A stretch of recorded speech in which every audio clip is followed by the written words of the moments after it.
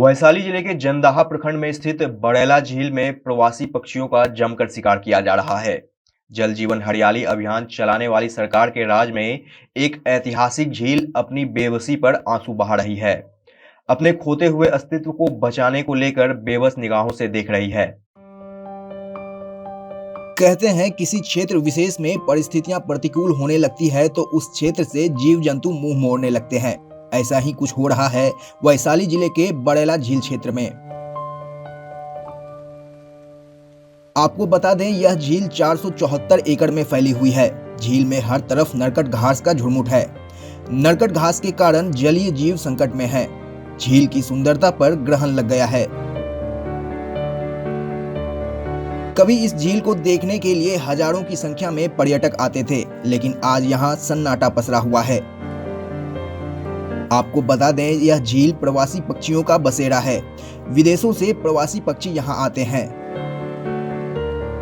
इस पक्षी विहार में पक्षियों के शिकार के लिए प्रतिबंधित किया गया है, फिर भी शिकारी प्रवासी पक्षियों के शिकार के लिए झील में जाल लगाते हैं और ऊंची कीमतों पर पक्षियों को बेचते हैं।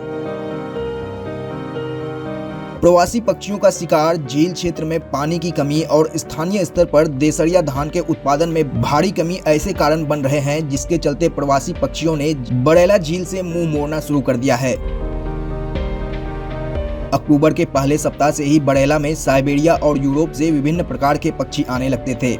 इन पक्षियों को स्थानीय नामों से जाना जाता है, जिसमें डुम्मर, खेसराज, घई, पनगुदरी, लालसर आदि कई प्रजातियों के पक्षी फरवरी के अंत तक इस क्षेत्र में प्रवास करते हैं और मार्च में वापस लौट जाते हैं। बड़ैला झील के भरोसे आसपास के 100 से अधिक गांव हैं। बड़ैला झील में इन गांवों को पालने की क्षमता भी है। अगर उसमें सालों भर पानी की व्यवस्था कर दी जाए और मछली पालन हो तो हजारों परिवारों की जीविका आसानी से चल सकती है। आपको बता दें इस झील को 1997 में पक्षी विहार घोषित किया गया था। सन 2010 में मुख्यमंत्री नीतीश कुमार ने अपने 3 दिवसीय वैशाली प्रवास के दौरान बड़ैला झील में नौका विहार किया था। तब इस क्षेत्र में बसे गांव के लोगों में विश्वास जगा था कि अब इसका विकास होगा। विकास को लेकर कुछ घोषणाएं भी हुई थी। कुछ पक्षी मित्र रखे गए थे। उनकी जिम्मेदारी प्रवासी पक्षियों को शिकार होने से बचाना था।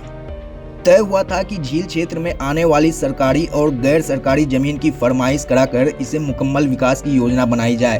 बाद में भारतीय वन्य जीव संस्थान देहरादून के पदाधिकारियों ने झील क्षेत्र के गांव लोमा में कैंप कार्यालय बनाकर आसपास के गांव का सर्वे किया।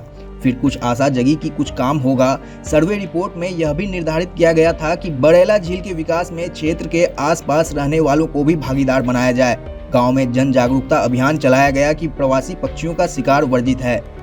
अभियान का असर इतना तो जरूर हुआ कि गांव के लोग पक्षियों के शिकार के विरोध में खड़े हो गए और हजारों फीट जाल जब्त किए गए।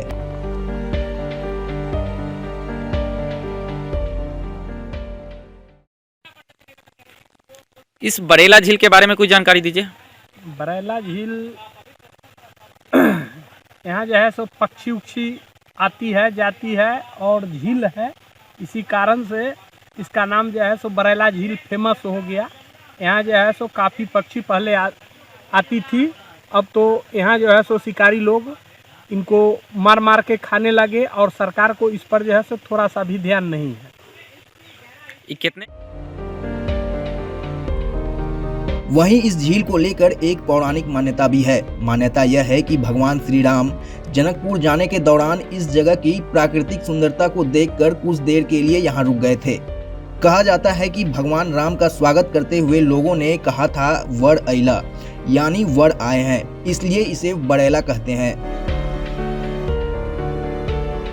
वैशाली से मृत्युंजय कुमार की खास रिपोर्ट।